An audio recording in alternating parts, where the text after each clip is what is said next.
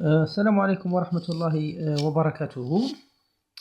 إذن سنحاول في هذا الفيديو التكميلي للفيديو السابق، والذي كان حول الإرشادات والنصائح للأساتذة المقبلين على المسابقة الشفوية للأساتذة. في الحقيقة كانت نصائح يعني جد قيمة، لا بد أخذها بعين الاعتبار.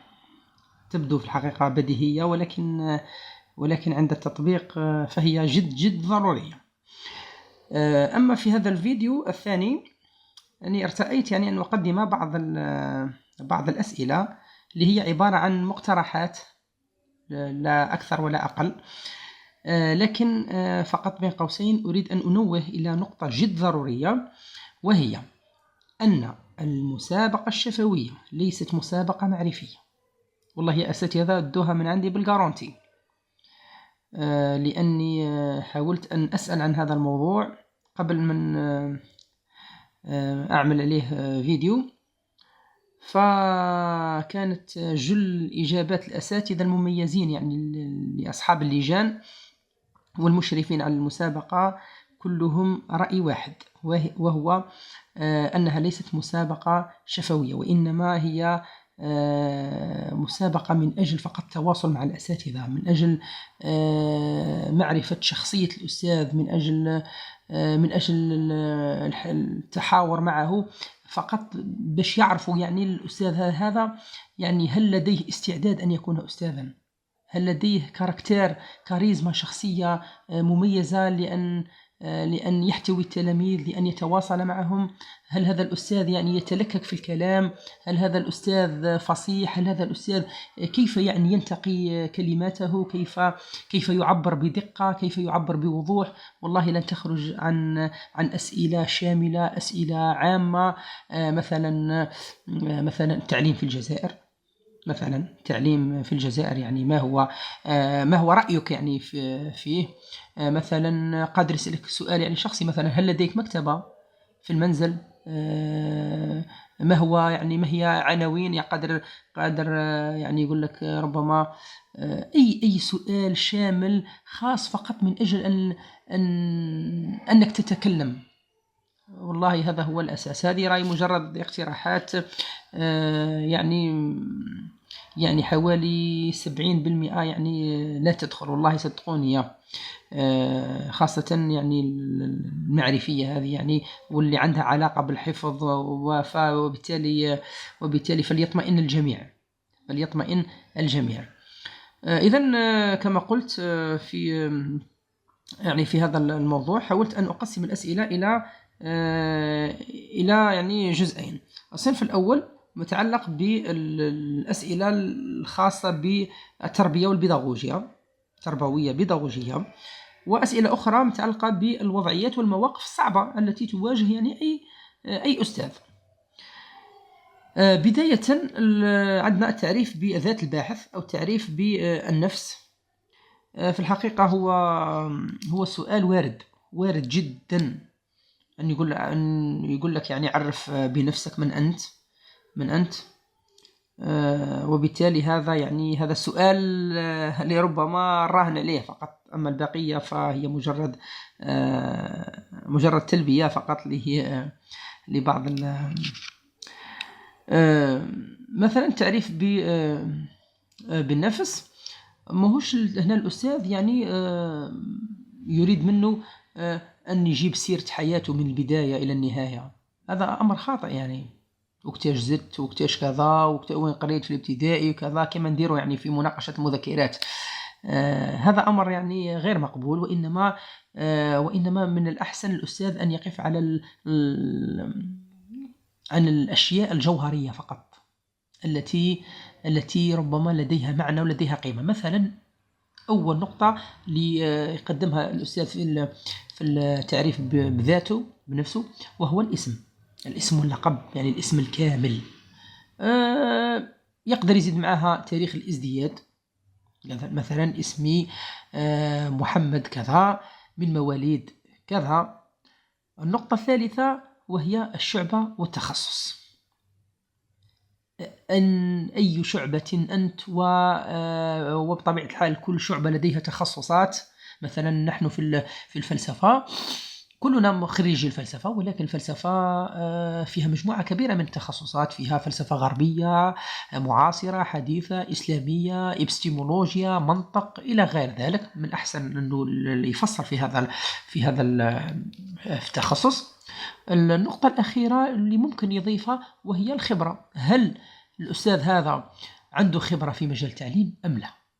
فقط خير الكلام ما قل ودل. هذا يعني السؤال الأول.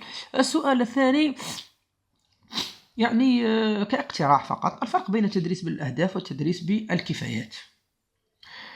الأهداف والكفايات وش هي؟ هي عبارة عن طرق تدريس تعتمد عليها المدرسة الجزائرية في القديم.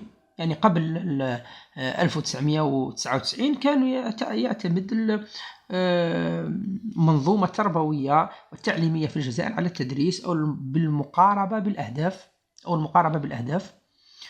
وش هي المقاربة بالأهداف؟ على ماذا تعتمد؟ المقاربة بالأهداف تجعل من الأستاذ هو محور العملية التعليمية التعلمية فقط. يعني التلميذ هو عبارة عن متلقي، التلميذ هو عبارة عن مستقبل للمعلومات فقط، وهو عبارة عن وعاء يصب الأستاذ كل المعلومات. يحاول فقط الأستاذ أن يركز فقط على المضامين لا غير. بينما دور التلميذ وهو استرجاع تلك كالآلة. التلميذ هو عبارة عن آلة فقط، يعني لا غير. فاللجان المتخصصة يعني في هذا المجال، الديداكتيكيين وعلماء المناهج إلى غير ذلك، لقاوا يعني الكثير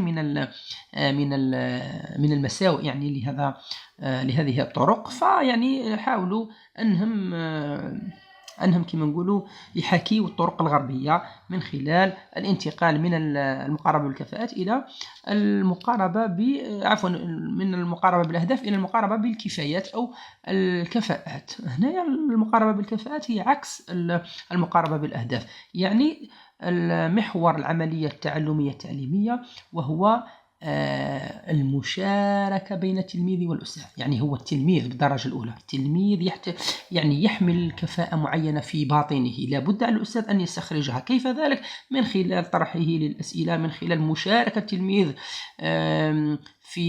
في عملية الدرس. فالأستاذ هنا ما هو إلا موجه فقط لا غير. يعني هذه باختصار، يعني مش حاجة يعني اللي الواحد راح يحفظها إلى غير ذلك. السؤال الآخر كاقتراح أيضا فقط، وهو أهداف الأستاذ. ما هو هدفك؟ مثلا قد يجيك هذا السؤال، ما هو هدفك كأستاذ؟ هنايا من أحسن المهم الإجابة تاعك لازم تولي منطقية ومعقولة. انت راك الآن في التعليم، ماكش يعني تاجر ولا في مجال السياسة أو قانوني إلى غير. لا، أنت أستاذ. وش هو الدور تاعك؟ لا يخرج بطبيعة الحال عن التربية والتعليم. هذا يعني أبسط حاجة، التربية والتعليم. لكن كيف التربية والتعليم؟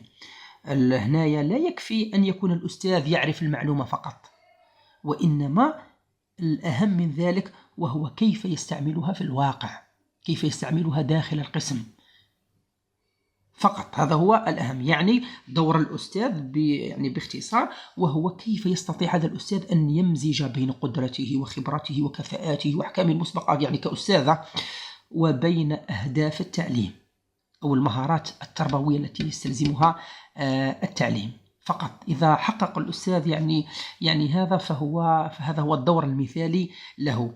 ربما أيضا هناك سؤال أيضا له علاقة يعني بالأستاذ أو يتقاطع يعني مع هدف الأستاذ، وهو مثلا ما هي صفات الأستاذ يعني الناجح؟ أنت قادر يجيك بهذه الطريقة، يعني يقول لك أنت كأستاذ بطبيعة الحال يعني تسعى لأن تكون أستاذا ناجحا. في رأيك ما هي ربما الصفات التي تجعلك ناجحا؟ والله تكلموا يا أساتذة، تكلموا كما نقولوا من أعماق ذواتكم. يعني راكم يعني هذه أمور راهي لا تحتاج إلى الحفظ، بتاتا. مثلا قادر تجاوب يعني أبرز نقطة، وهو حب الأستاذ لمهنة التعليم. هذاك الشغف يعني يظهر من خلال أداء الأستاذ داخل القسم. فإذا أظهرته صدقني سوف حتى التلميذ سوف يحبك. أن يكون الأستاذ يعني ذو يعني شغف عالي، أن يكون يتميز أيضا بالصبر، لأنه القسم هذا وش فيه يعني فيه مستويات، فيه تفاوتات بين التلاميذ. كاين هناك تلميذ مشاغب، كاين هناك تلميذ نص، كاين عاقل، كاين مجتهد، كاين متوسط، كاين اللي يعني أداء ضعيف إلى غير ذلك. لابد أن يصبر على مهنة التعليم. هذه هي مهنة يعني الأنبياء والرسل. لابد أن تكون يعني تتحلى يعني بالصبر. أيضا أن تكون أستاذ يعني ذو قدوة حسنة، لأن الأستاذ هو النموذج المثالي لمن مفروض لكل تلاميذه.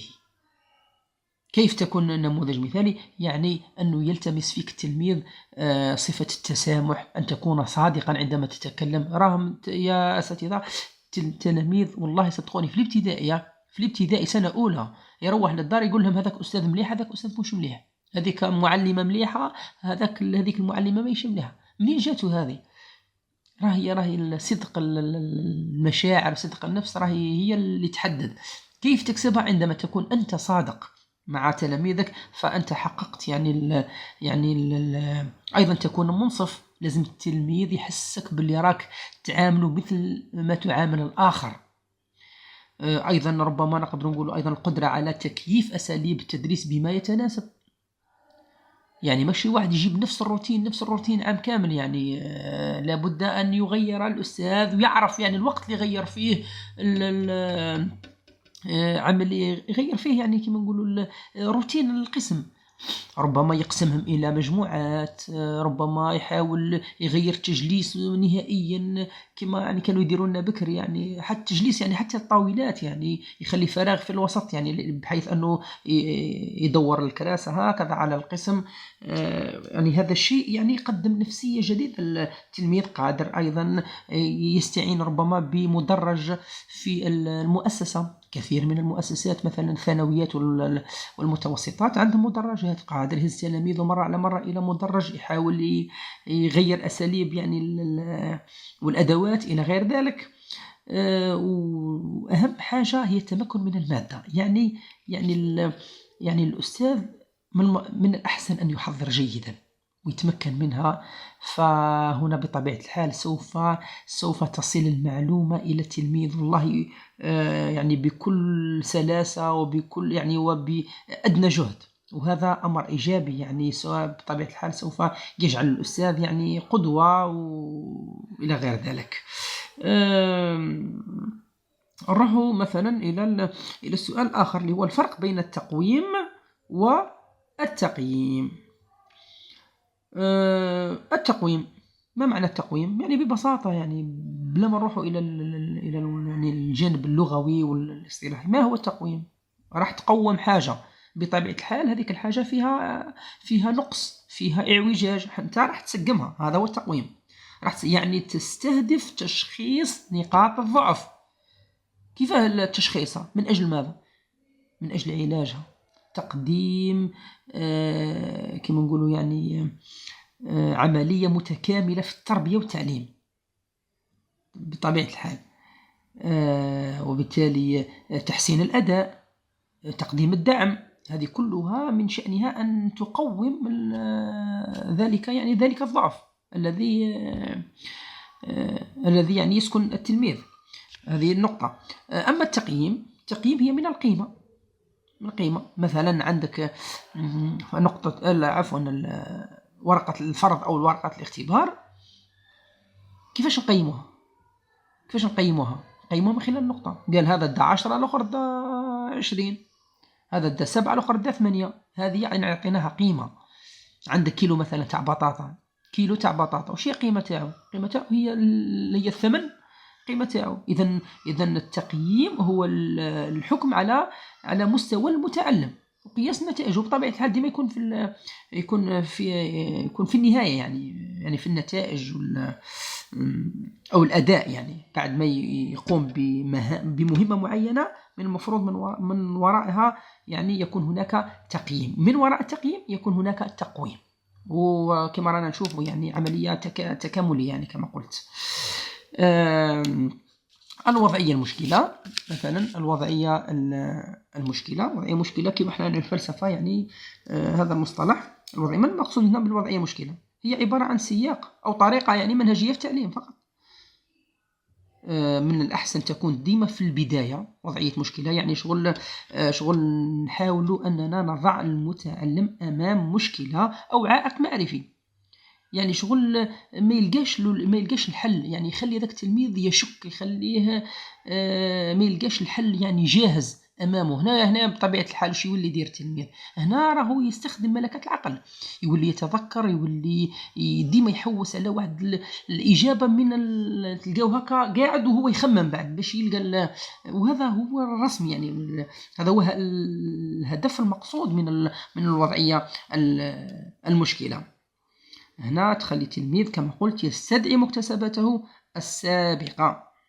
أيضا وضعية مشكلة تهدف إلى إثارة الحيرة، الدهشة، الشك، ومن الأحسن وضعية مشكلة تولي يعني تولي نابعة من الواقع المعاش فقط. إذا وضعية مشكلة راهي مجرد طريقة فقط، وكما نقولوا أسلوب في البداية قدموا الأستاذ باش يبدأ الدرس تاعو. ننتقل إلى مثلا المعالجة البيداغوجية. المعالجة البيداغوجية، وش هي المعالجة البيداغوجية؟ أصلا هي كلمة معالجة، يعني هي عبارة عن مجموعة من الإجراءات التعليمية فقط. هذه المعالجة إجراءات تعليمية. قال مثلا عندك مستوى القسم هذاك ضعيف، إذا لازم له معالجة بيداغوجية كحل يعني. وفي ماذا تتمثل؟ مثلا استدراك، قال هذا القسم لازم له اليوم ولا السمانة هذه ولا في العطلة مثلا لازم له دعم ولا استدراك. إذا كاين هناك صعوبات يواجهها يعني التلميذ في عملية التعلم، إذا لابد من اللجوء إلى المعالجة البيداغوجية، وبطبيعة الحال دائما تكون بعد التقويم التشخيصي. كما نقول بالمعالجة البيداغوجية ما هي إلا استراتيجية بديلة فقط، هذا ما كان. ننتقل للسؤال الآخر، مثلا وسائط المعرفة. وسائط المعرفة. المشكلة ساعات هذو الأسئلة راني لقيتهم يعني هنا وهناك، يعني في فيسبوك والآخر. لاحظوا أنه حتى المصطلحات أو قدر المضمون راه سهل، ولكن المشكلة في المصطلح. مثلا وسائط المعرفة. وسائط المعرفة نقدر ما هي الوسيطة؟ هي الوسائط هي الوسائل، يعني المعرفة هي التعليم، احنا المعرفة عندنا تعليم. إذا هي وسائط المعرفة ما هي إلا وسائل تعليمية فقط أو أدوات تقنية. مثلا نقولوا مثلا سبورة، مثلا كتاب، مثلا رسوم بيانية، مثلا فيديوهات، كلها تعتبر وسائط معرفية. إذن هي الأدوات التقنية والبصرية السمعية، مثلا مطبوعات إلى غير ذلك. علاه نحن نستخدم هذه الوسائط المعرفة؟ لأنه عندها غاية واحدة، وهو تحقيق